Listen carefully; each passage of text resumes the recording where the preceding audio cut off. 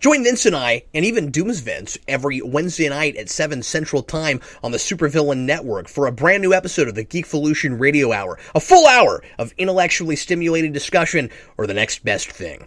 Vince, there has been so much Back to the Future stuff released this year. Oh my God, have you noticed this? It's just everywhere. It's just in our face. It's 2015. That's the year, of course, of the future stuff, Back to the Future 2. And man, the Back to the Future fans are just wild about this stuff. And I love a lot of what they're doing. I think it's super cool. The most recent thing I've heard about is Pepsi is doing a limited release of Pepsi Perfect bottles.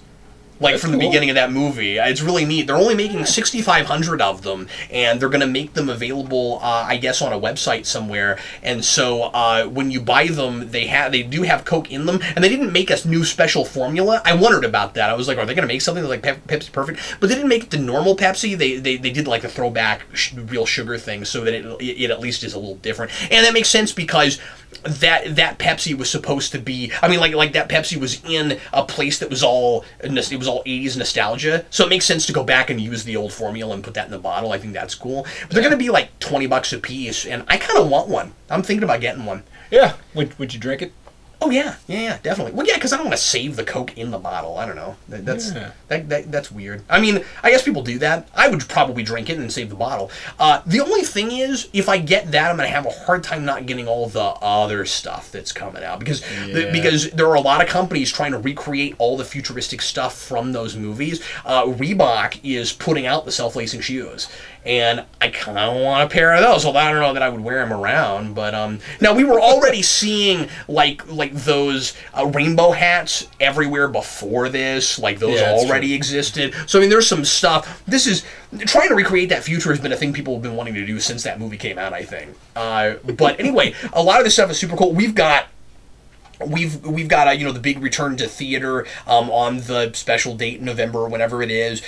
We've got board games coming out. They're doing a Monopoly. They're doing a Yahtzee. They're doing a flux capacitor Yahtzee. That's really cool. There's Hot Toys. There's the, obviously, if you're a comic book reader, you know about the comic book that's IDW. coming out. Oh yeah. But they're doing an EC Comics variant. Really? So, cool. They did one for Ghostbusters. They did, or for the Ghostbusters Get Real thing. They did one for the Ninja Turtles. They've done one for a couple other series, but they're going to do an EC Comics variant for Back to the Future 1 where he's in that big, like... I've seen that. Yeah, I saw the picture of that. And it's all, like, creepy looking.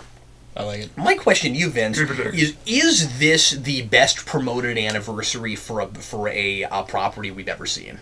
I think it's up there. Without doing research, it seems like it, because I've heard a lot about it and haven't looked into it at all. I mean, Doctor Who was big, but I don't know that this isn't bigger. Yeah, well, I mean, with Doctor Who, a lot of that was about relaunching the series and things, and like more stuff keeps coming out. But with this, it's relaunching it. What do you mean? With Doctor Who? I'm talking about the anniversary that happened just like a couple years ago. Like they had an enormous anniversary. It was gigantic. Well, I mean, with the new series, there's more stuff coming out, so there's like a continual growing fandom. Well, yeah, but I mean, there already was a lot of stuff because it's so popular. But I'm just saying that like.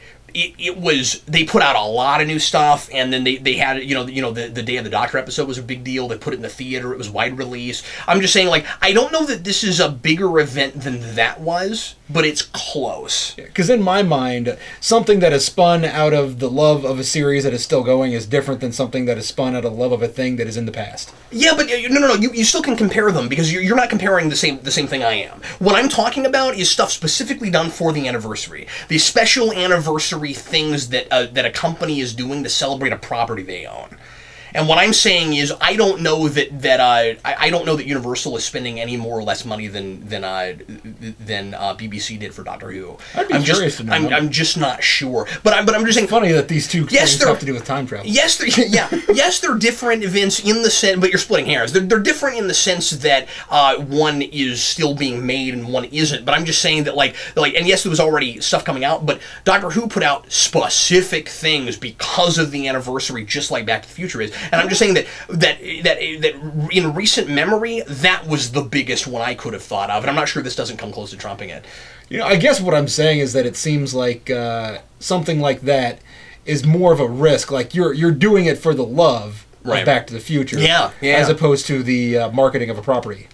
So, it's still marketing it though. I mean, like, do you think we're going to start getting more, like, after the anniversary stuff is over, we're going to get more Back to the Future stuff? I think that it has been lucrative enough that you'll see more than you ever had before. But I mean, it won't be bigger than it is right now, naturally.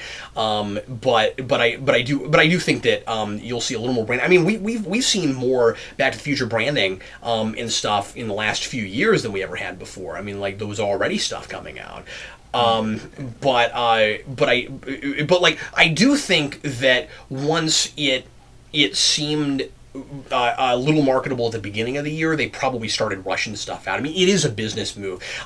They are re-releasing the Back to the Future. Well, I mean, we didn't even talk about the big box set they're doing that's going to add back the cartoon show and stuff like that. They're releasing everything. Well, we haven't posted that yet. Yeah. They're releasing everything. But what's crazy, and the reason I say that it's more of a marketing thing than anything, and I don't have a problem with it or anything, because I like that they're releasing all this stuff. But I mean, like, they're putting out a new updated remastered version of the Back to the Future Telltales game.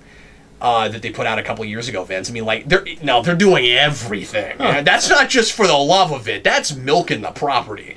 Yeah, I mean, I guess if people they're only charging $20 for it, but that's not bad. You know, at this point, $20 for any kind of collectible thing is not bad. Yeah. I mean, when it costs like $50 to get a 3-pack of something, I'm like, huh. But I'm having a hard time more and more not getting excited about it. I'm hearing people all over Facebook and the internet like really irritated about it. I'm so sick of hearing about Back to the Future. But what do you care? It's the thing I love. I don't know. I think it's cool that they've gone as far out as they have, and the thing is, I'm concerned, and I think about the anniversary thing, Vince, because next year is Star Trek's 50th, and I'm really afraid Paramount's not going to do anything like this much. Yeah. And they really should. Well, you know, for me it was kind of a problem, or at least it was really a big disappointment when I heard all of this, like, 30th anniversary Ghostbusters stuff that was going on last year. You didn't get nearly what we're getting with... Now, to be fair, though, they have continued to release Ghostbusters stuff. I mean, like, now, like I said, there has been some stuff for Back to the Future, but I feel like it's been a big, sudden surge where Ghostbusters, there might have been a sense of, well, we already put things out. I don't know if we can... There's a comic book still. Get a lot of people to buy. Isn't it sad that comic got canceled just before the anniversary? Or was it even during it? I want to say it was the year of it. I don't recall if it was the year of it, but we've had about 3...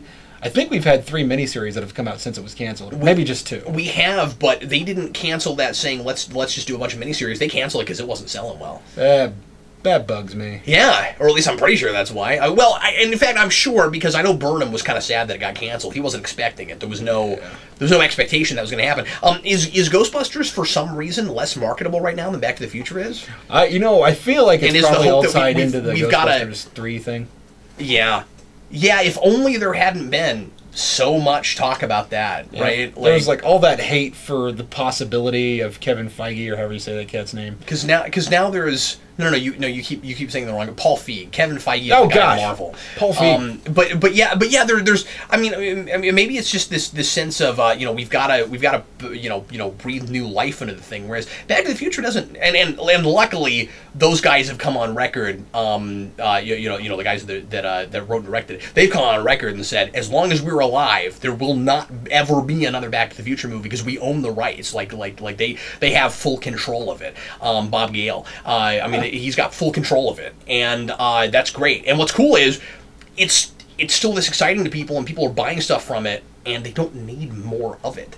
Yeah, I think that's really cool. That we're keeping the the artistry of and frankly, and that's not to say that you can't have sequels well for the fact, but we know that it's hard for those to be good. And who wants to see a Back to the Future reboot? Because I don't. Yeah, I don't. Please never make that. I don't even want to. I don't want to see a sequel. I'm good with what I had. I mean, granted, I was never a huge fan, so I guess maybe there's some huge fans out there that want to see more narrative. But I don't know. Write books or something, man. It's like it is refreshing to me, and partly because we're seeing everything rebooted.